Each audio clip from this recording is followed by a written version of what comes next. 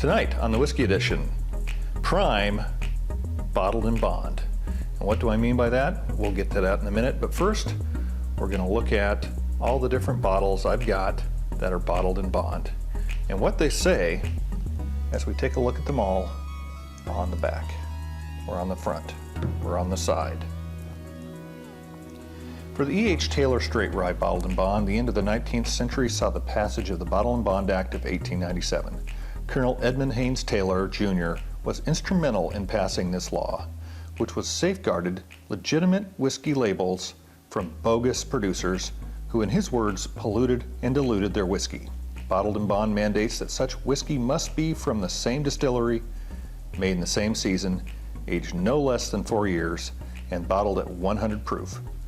Evan Williams, Bottled in Bond 100 proof.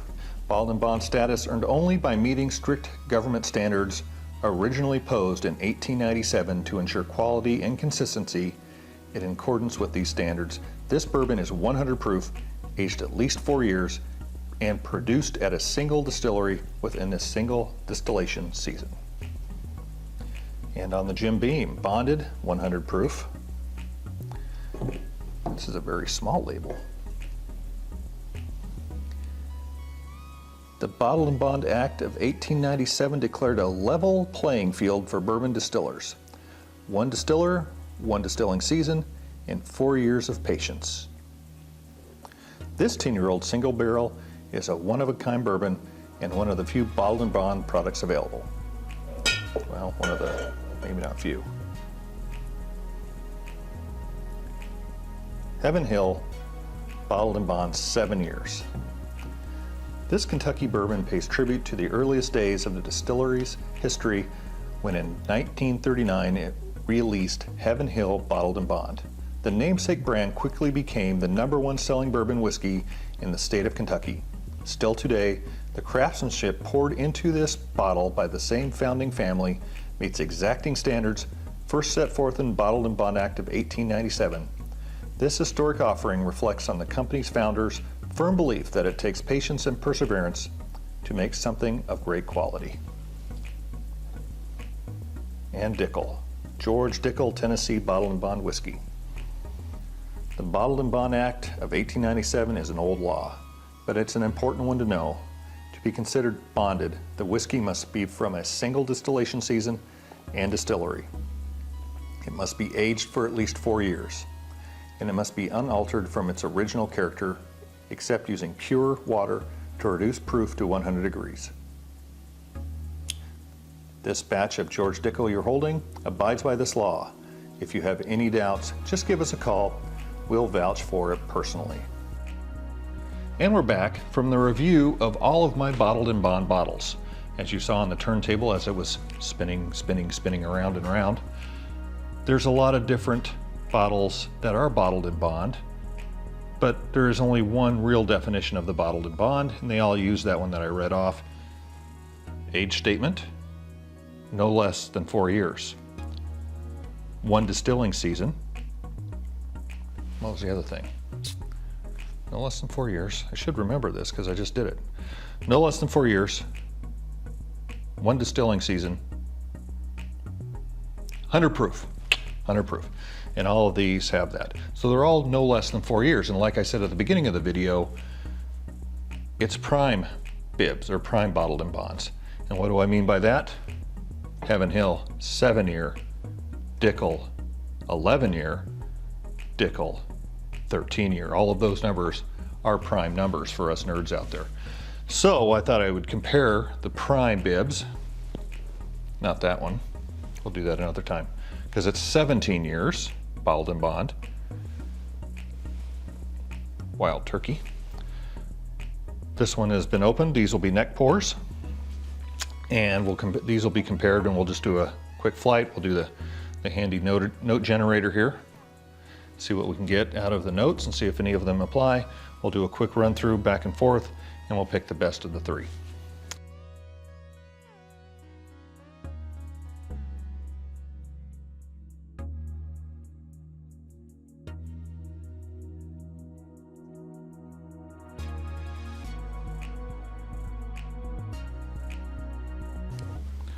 I gotta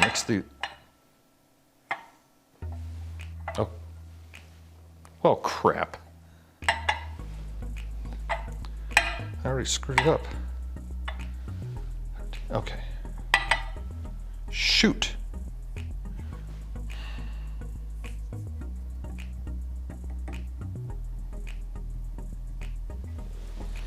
Pick that up.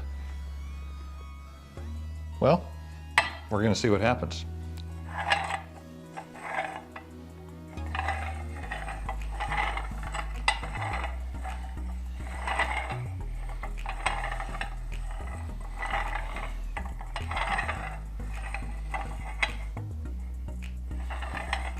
Damn it, idiot. I screwed that up. I even had it prepared ahead of time and I messed it up. All right. Okay, right to left, left to right. Get the wheel of notes going here. There we go. Okay.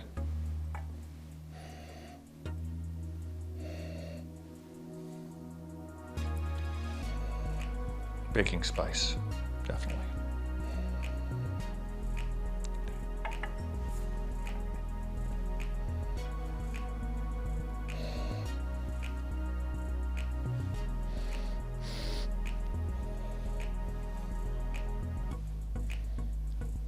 Orange? Sure, sounds good to me.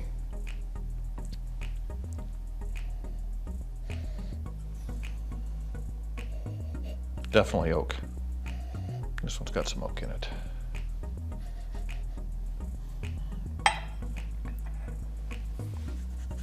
Let's go for a taste.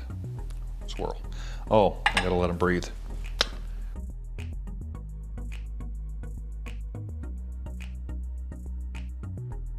All right, first class.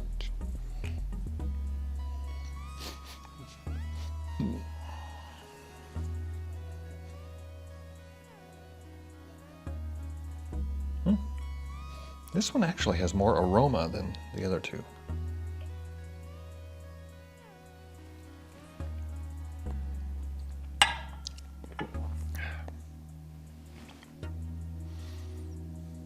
Oaky. Definitely some oaky. Orange. Well, it's more caramel color, I think, but.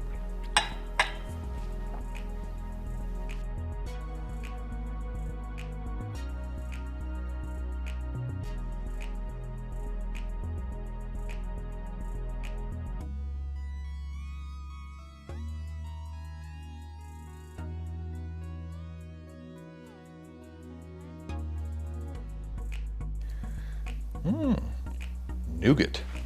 Kind of nougaty, and it's got a lot of legs on it.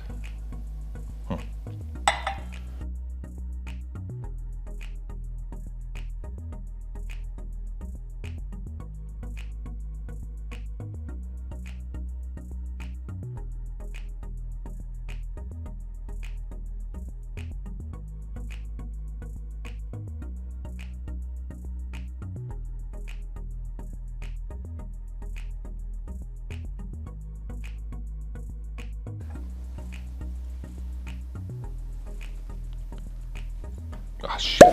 Shoot. Damn it.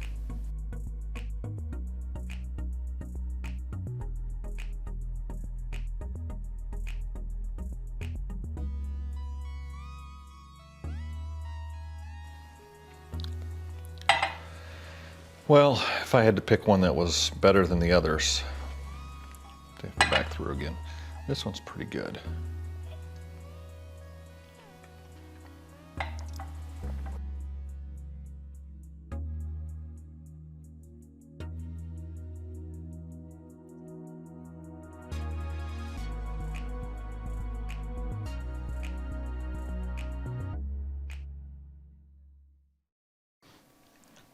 More orange.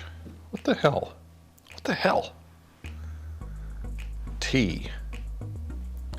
Come on. More tea. This is like Wheel of Fortune. It keeps landing him bankrupt. Come on.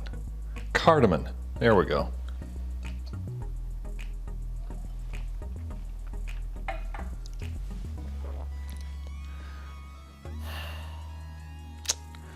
Well, this is tough.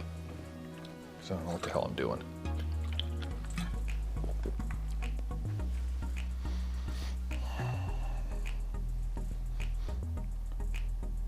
nutty. Might be a little nutty.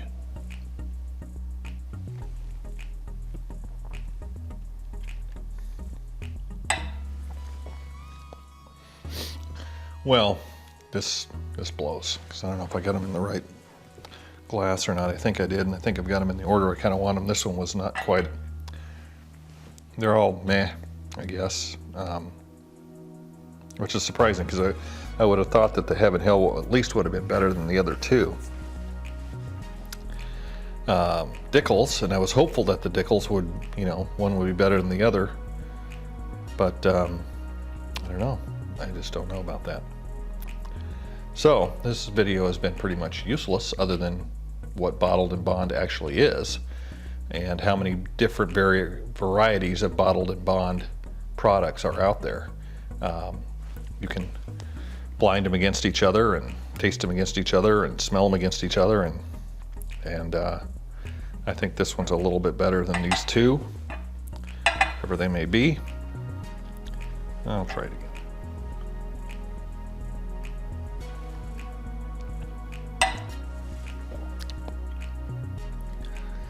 I mean, they all have char. Yeah, they all have char. This one seems to have a little more heat. Well, they all have the same amount of heat because they're all 100 proof. So that kind of makes sense. But this one seemed smoother, but more alcohol-y, more ethanol-y than these two. And this one,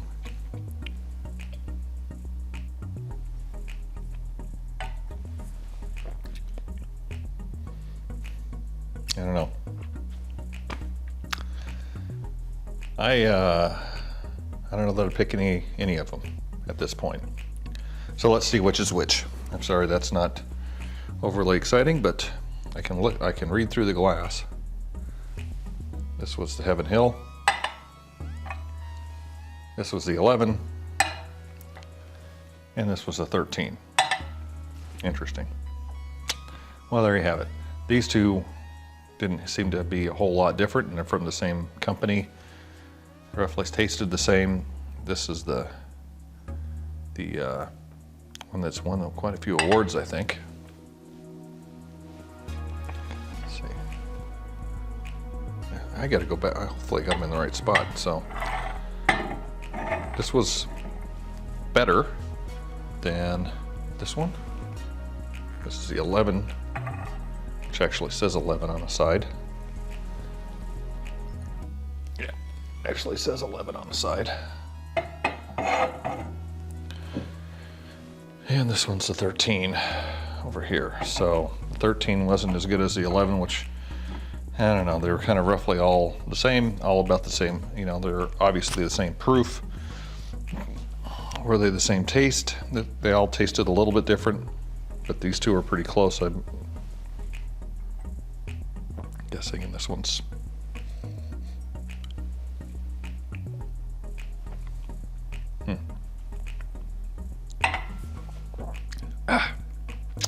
well, like I say, always pour an extra glass, because you don't know who's going to be stopping by. And when you're doing a flight, you get 2 extras. So you got that going for you. I have to go back and see if I can figure out which ones are. I got them in the wrong glass. Shit. That sucks. Well, we'll figure it out. Thanks for stopping by.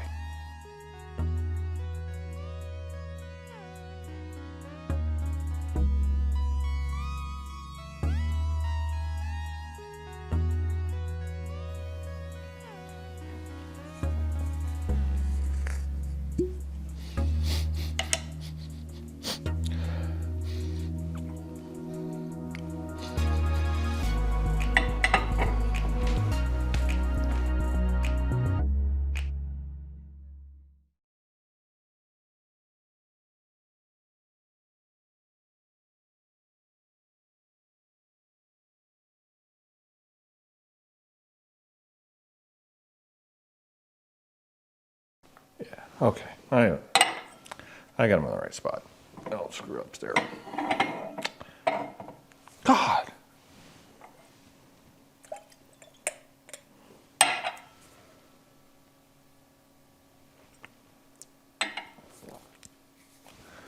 All right, well,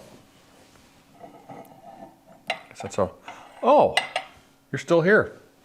What happens when you take 3 prime numbers and add them together? 13, 7 is 20, and 11, 31, another prime number. 13 and 7, not a prime number. 13, 11, and 7, 31, a prime number. So let's see how that works out.